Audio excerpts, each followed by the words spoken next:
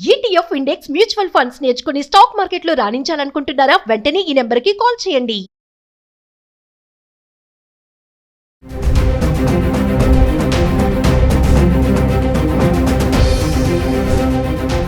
నమస్కారం, నేను మీ అడ్వకేట్ సంగీత. చాలా మంది అబ్బాయిలు సింగిల్ గా నైట్ పూట బైక్ డ్రైవింగ్ చేసుకుంటూ వెళ్తుంటారు కదా. ఎవరైనా అమ్మాయి రోడ్డు మీద కనిపించి లిఫ్ట్ అడిగితే దయచేసి మీరు ఎట్టి పరిస్థితుల్లో ఆపకండి. ఎందుకనంటే కొంతమంది హనీ ట్రాప్ చేస్తున్నారు. ఎలా అంటే ఒంటరిగా నిల్చుంటారు అర్ధరాత్రి పూట. మెయిన్ గా అబ్బాయిలకు లిఫ్ట్ అడుగుతూ ఉంటారు. ఇలా లిఫ్ట్ అడగగానే అయ్యో ఒకతే అమ్మాయి, ఈ రోజులు కూడా బాగాలేవు కదా, లిఫ్ట్ ఇద్దామని చెప్పేసి ఈ అబ్బాయి అనుకొని లిఫ్ట్ ఎక్కించుకున్నారా. ఇంకంతే, కొంచెం ముందుకు వెళ్ళగానే వాళ్ళు ఎవరో ఉంటారు, వెంటనే మీ బైక్ ని ఆపేసి బెదిరించేసి మీ దగ్గర ఉన్న డబ్బులు, గోల్డ్, బైక్ కొన్ని సందర్భాల్లో బైక్ కూడా తీసేసుకొని మిమ్మల్ని కొట్టడం జరుగుతుంది. అంటే అక్కడ ఎవరైతే లిఫ్ట్ ఇస్తారో ఆ అబ్బాయిని కొట్టడం జరుగుతుంది. సో ఆయన మళ్ళీ వచ్చి పోలీస్ స్టేషన్ లో కంప్లైంట్ ఇచ్చేసరికి వివరాలు తెలియదు, వాళ్ళు ఎక్కడి నుంచి వచ్చారో తెలియదు. ఇంకా పోలీసులు ఏం చేస్తారు, సీసీటీవీ ఫుటేజ్ చూసి వాళ్ళు ఎవరా అని చెప్పేసి ఐడెంటిఫై చేసుకొని వాళ్ళను కనుక్కునేసరికి టైం పట్టేస్తుంది. ఇలా సిటీలో చాలా వరకు జరుగుతున్నాయి. ఒంటరిగా వెళ్తున్న అబ్బాయిలను మాత్రమే టార్గెట్ చేస్తున్నారు వాళ్ళు. అమ్మాయిలు ఎక్కువగా రద్దీగా ఉండే ప్రాంతాలు ఏవంటే బస్ స్టాప్ లో కానివ్వండి, మెట్రో రైల్వే స్టేషన్స్ కానివ్వండి, ఇలాంటి వాటిలలోనే ఎక్కువగా ఉంటారు. ఉన్న తర్వాత సింగిల్ గా ఇప్పుడు మెయిన్ పగటిపూట కూడా బైక్ మీద ఒకరికి వెళ్తుంటే లిఫ్ట్ అడుగుతూ ఉంటారు. సార్ నాకు కొంచెం లిఫ్ట్ ఇవ్వరా, కొంచెం ముందు వరకు డ్రాప్ చేయండి అని చెప్పేసి, కొంచెం ముందు వరకు వెళ్ళి ఇంకో కొంచెం ముందుకు తీసుకెళ్లరా సార్ అని చెప్పేసి అడుగుతారు. అడగగానే పోనీలే అమ్మాయి ఒకటి ఒంటరిగా లిఫ్ట్ అడిగింది కదా అని చెప్పేసి మీరు పాపం అన్నారా. మీ ఫోను, మీ పర్సు రెండు, అలాగే మీ మెడలో ఉన్న చైన్ కూడా తెలియదు. వాళ్ళు ఎప్పుడు కట్ చేస్తారు, ఎలా తీస్తారు అనేది కూడా తెలియదు. మీరు కొంచెం ఇంకా ఆవిడ దిగి వెళ్ళిపోయిన తర్వాత చూసుకునేసరికి ఎక్కడో ఒక్కడ మీ పర్సు ఉండదు, తర్వాత నెక్స్ట్ మెడలో చైన్ ఉండదు, ఏముండదు.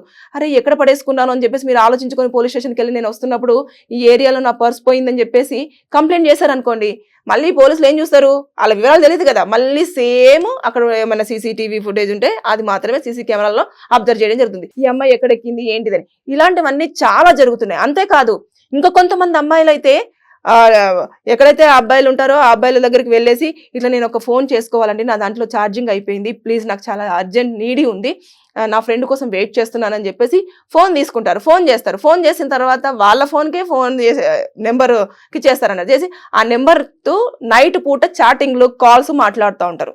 సార్ నేను గుర్తున్నాను, ఆ రోజు నాకు లిఫ్ట్ ఇచ్చారు అది అని చెప్పేసి మాట్లాడిన తర్వాత ఏమవుతుంది, ఇంకా అమ్మాయి మాట్లాడుతుందంటే అసలు ఇంకా అబ్బాయిలకు ఎక్కలేని ఆనందం. ఇంకా కానీ అది ఎంతవరకు ప్రమాదం అనేది మాత్రం గుర్తించరు. సో అయిన తర్వాత మీరే ఫోన్లు, చాటింగ్స్ తర్వాత ఇవన్నీ అయిన తర్వాత నెమ్మదిగా ఫొటోస్ పంపించేశారు. ఒక రోజు కలుద్దామని చెప్పేసి నాకు ఇన్ని డబ్బులు కావాలి, కొంచెం కలవండి అని చెప్పేసి అంటే ఎంతో కొంత మీరు డబ్బులు ఇస్తారు. కానీ అక్కడికి వెళ్ళిన తర్వాత అసలుది తెలుస్తుంది. మీ దగ్గర ఉన్న డబ్బులు లాక్కోవడం కానీ, బెదిరించడం కానివ్వండి, ఇట్లా నాకు ఇంత డబ్బులు ఇవ్వాలి లేకపోతే నన్ను మీరు రేప్ చేస్తున్నారని చెప్పేసి రేప్ కేసు పెడతాను అని చెప్పేసి ఇలా థ్రెట్నింగ్ చేస్తారు. అంటే వాళ్ళు పిలిచిన ప్లేస్ కు మీరు వెళ్ళారా, ఇంకా మీరు ప్రమాదంలో పడినట్టే. ఇలాంటి హనీ ట్రాప్స్ అనేటివి సిటీలో చాలా జరుగుతున్నాయి. సిటీ అవుట్స్కర్ట్స్ లో అయితే ఇంకా దారుణం. నైట్ పూట అమ్మాయిలు అరే ఇంత ఒంటరిగా అమ్మాయి ఉంటుందని చెప్పేసి కనుక తీసారా, మీ ప్రాణాలే కోల్పోయే అవకాశాలు కూడా ఉన్నాయి. ముందుకు వెళ్తే అబ్బాయిలు ఉంటారు, వాళ్ళకి సంబంధించిన అబ్బాయిలు ఉండేసి కర్రలు పట్టుకొని రెడీగా ఉంటారు. లేదంటే వెళ్తున్నప్పుడు సింగిల్ గా వెళ్తున్నప్పుడు కూడా బండికి సంబంధించిన టైర్ మధ్యలో కర్రను పట్టేసి మిమ్మల్ని పడేయడం, ఇలాంటివన్నీ దోచుకోవడానికి రకరకాల వినూత్న ప్రయత్నాలతో ముందుకు రావడం జరుగుతుంది. దయచేసి మీరు సహాయం చేయండి, కానీ ఆ హెల్ప్ చేసే ముందు 1-2 సార్లు ఆలోచించండి. అది జెన్యూనా కాదా అనేది మీరు ఆలోచించుకొని అన్ని వివరాలు మీరు వాళ్ళకి తెలుసుకోండి. లేదు అనుకుంటే తినకి ఈ ప్రాబ్లం ఉందంట అని చెప్పేసి మీరు పోలీసులకు ఫోన్ చేయండి, హెల్ప్ లైన్స్ ఉంటాయి కదా వాటికి ఫోన్ చేయండి అని చెప్పేసి సజెషన్స్ ఇవ్వండి. అక్కడ తెలుసే కదా, అంత రద్దీ ప్లేసులలో ఆవిడకి అంత పెద్ద ప్రాబ్లం కూడా ఏముండదు.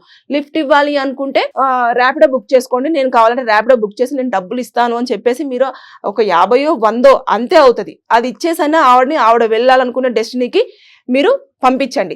అంతే తప్పించి మీరే స్వయంగా అమ్మాయి కదా దించేద్దాము, ఆవిడ వెళ్దామని చెప్పేసి అంటే చాలా ప్రాబ్లం అవుతుంది. ఒక రేప్ కేసు కూడా ఫైల్ అయ్యింది. ఆ అమ్మాయి తీసుకెళ్ళింది, ఇట్లా నన్ను సార్ అక్కడ దగ్గర డ్రాప్ చేయరమ్మా, అమ్మ హాస్పిటల్లో ఉంది, నన్ను హాస్పిటల్ దగ్గర డ్రాప్ చేయండి అంటే ఎవరైనా కూడా ఇబ్బంది అరే అమ్మ కదా అని చెప్పేసి ఆ అబ్బాయి ఏం చేశాడు, ఎక్కించుకొని తీసుకెళ్లి మరి ఎక్కడ హాస్పిటల్ ఇంకా కొంచెం ముందుకి, ఇక్కడ హాస్పిటల్స్ ఉండవు కదండి అంటే ఇక్కడ ఇంటి దగ్గర డబ్బులు ఉన్నాయండి తీసుకొని నేను హాస్పిటల్కి వెళ్ళాలి అని చెప్పేసింది. చెప్పిన తర్వాత సరే అని చెప్పేసి ఆ అబ్బాయి ఇంటి దగ్గరికి వెళ్తే, సరే లోపలికి రండి సార్ కొంచెం వాటర్ తాగి వెళ్దురు అని చెప్పేసి లోపలికి వెళ్ళిన తర్వాత బట్టలన్నీ చింపేసుకొని నన్ను రేప్ చేస్తున్నాడు అని చెప్పేసి రేప్ కేసు పెట్టింది. అంటే ఆలోచించండి, ఆయన దగ్గర డబ్బులు లేవు, అతను డబ్బులు ఇవ్వమన్నాడు, అతన్ని డబ్బులు అడిగింది, నా దగ్గర డబ్బులు లేవమ్మా నువ్వు ఇట్లా చేయొద్దు అని చెప్పేసానంటే నువ్వు నన్ను రేప్ చేస్తున్నావు అని చెప్పేసి, సార్ నన్ను ఇట్లా నేను ఇంట్లోకి తీసుకొచ్చేస్తే ఫ్రెండ్ అని చెప్పేసి నా మీద ఇట్లా అటాక్ చేశాడని చెప్పేసి పెట్టింది. అంటే పోలీసులు కూడా ఈ మధ్య కాలంలో ప్రతిదీ క్షుణ్ణంగా పరిశీలిస్తున్నాయి. ఇలాంటి హనీ ట్రాప్స్ అనేవి చాలా జరుగుతున్నాయి కాబట్టి ఈ నేపథ్యంలో పోలీసులు కూడా ప్రతిదీ ఎంక్వైరీ చేయడంలో చాలా ముందుంటున్నారు. కాబట్టి ఎట్టి పరిస్థితుల్లో కూడా ఎవరైనా సరే ఒంటరిగా బైక్ మీద వెళ్తున్న అబ్బాయిలనే టార్గెట్ చేస్తున్న అమ్మాయిలు చాలా మంది ఉన్నారు. ఇంకా వాళ్ళను ఏమని ఏ భాషతో పిలవాలో నాకు అర్థం కావట్లేదు. సో డబ్బుల కోసము రకరకాల వేషాలు ఎత్తుతున్నారు. అంటే హెల్త్ బాగాలేదంటారు, లేకపోతే మేము ఇక్కడ దాకా వచ్చాము మాకు ఈ ప్లేస్ కొత్త అని చెప్పేసి చెప్పడం కానివ్వండి, నేను వేరే ప్లేస్ లో డ్రాప్ అవ్వాలి అని చెప్పడం కానివ్వండి, ఇలా హాస్పిటల్స్ లో ఎవరో ఉన్నారు అని చెప్పేసి చెప్పడం కానివ్వండి, ఇలాంటి రకరకాల కారణాలతో మిమ్మల్ని మభ్య పెట్టడము, మీ ఫోన్ నెంబర్లు తీసుకోవడము, రాత్రిపూట చాటింగ్లు చేయడము, వాళ్ళ ఫొటోస్ పంపించడము, కలుద్దామని చెప్పేసి కలిసిన తర్వాత మిమ్మల్ని థ్రెటనింగ్ చేయడము, ఇలాంటివన్నీ జరిగి అబ్బాయిలు చాలా ప్రమాదాలలో పడుతున్నారు. ఇది మన దాకా రాలేదు కదా మనకెందుకు సంబంధం లేదులే అని అనుకోని మాత్రం అనుకోవద్దు. జాగ్రత్త, తస్మత్ జాగ్రత్త. సిటీలో చాలా చాలా చాలా జరుగుతున్నాయి. సో కాబట్టి మీరు అలర్ట్ గా ఉండండి. ఎవరికైనా ఇలాంటి జరిగే ముందు కూడా బాబు ఇలా చూసుకోరా, ఇలా ఉంటది అనే సిచ్యువేషన్ ని కూడా మీరు చెప్పే ప్రయత్నం మీ ఫ్రెండ్స్ కూడా చేయండి. సో అబ్బాయిలు అమ్మాయి ఒకతే ఉందని చెప్పేసి మీరు జాలి చూపించారంటే మీరు జైలుకు వెళ్ళే అవకాశం ఉంది. సో జాగ్రత్త, బీ కేర్ఫుల్. సిటీలో ఇవన్నీ ఎక్కువగా అవుతున్నాయి కాబట్టి మీరు చూడండి, పోలీస్ స్టేషన్కి వచ్చినంత మాత్రాన వాళ్ళు ఏం చేస్తారు, ఒక ఎఫ్ఐఆర్ రాసుకుంటారు. ఇలా ఈ అమ్మాయి మీ పర్సు దొంగతనం చేసిందనో లేకపోతే డబ్బులు థ్రెటనింగ్ చేసిందనో. రేప్ కేసు అయిందనుకోండి, అది పెద్ద ప్రమాదం కదా. రేప్ కేసు అయితే దానికి కాంప్రమైజ్ ఉండదు, మీరు కోర్టుల చుట్టూ తిరగాల్సి ఉంటుంది. ఇలాంటివన్నీ నేపథ్యంలో మీరు ఏదైనా హెల్ప్ చేసే ముందు ఆలోచించి హెల్ప్ చేసే విధానాన్ని ఎంచుకోండి. రకరకాల ప్లేస్లలో జరుగుతున్నాయి, సిటీలోనే ఎక్కువగా జరుగుతూ ఉన్నాయి. ఎందుకంటే అబ్బాయిలు అంటే నవే డేస్ లో జరుగుతున్న అమ్మాయిల మీద జరుగుతున్న అఘాయిత్యాల నేపథ్యంలో సింగిల్ విమెన్ అనగానే చాలా మంది కన్సర్న్ చూపిస్తూ ఉంటారు. అరే పాపం మన ఇంట్లో కూడా ఆడపిల్లలు ఉన్నారు కదా, కొంచెం హెల్ప్ చేస్తామన్న జాలి హృదయంతోనే ముందుకు వస్తున్నారేమో కానీ అదే మీకు ప్రమాదమై కూర్చుంటుంది. పోలీస్ స్టేషన్లో చాలా కోకొల్లలు ఉన్నాయి కేసులు, కానీ దానికి సరైన ఎవిడెన్సెస్ లేవు. అంటే నిజంగానే ఏం జరిగింది ఏంటి అనేది కూడా లేదు. వాళ్ళ ఐడెంటిటీ ఉండదు, వాళ్ళు ఎక్కడి నుంచి వస్తారో తెలియదు, ఎక్కడ నివసిస్తారో తెలియదు, ఏమి తెలియదు, వాళ్ళ పేరు తెలియదు, ఊరు తెలీదు. దొరికిన వాళ్ళు దొరుకుతున్నారు, దొరకని వాళ్ళు తప్పించుకొని తిరుగుతూనే ఉన్నారు. సో అబ్బాయిలు తస్మాత్ జాగ్రత్త. మీరు ఎట్టి పరిస్థితుల్లో మీరు కేసు ఫైల్ చేయొచ్చు అనుకుంటే మాత్రం ఆధారాలు లేనప్పుడు పోలీసులు కూడా ఏమీ చేయలేరు, కోర్టులు కూడా ఏమీ చేయలేవు. కాబట్టి మీరు జస్ట్ పోయింది నేను ఇట్లా మోసపోయాను అని చెప్పి చెప్పుకోవడమే తప్పించి మీరు ఇంకా న్యాయం పొందే అవకాశం చాలా తక్కువగా ఉంటుంది. కాబట్టి జాగ్రత్త. Thank you.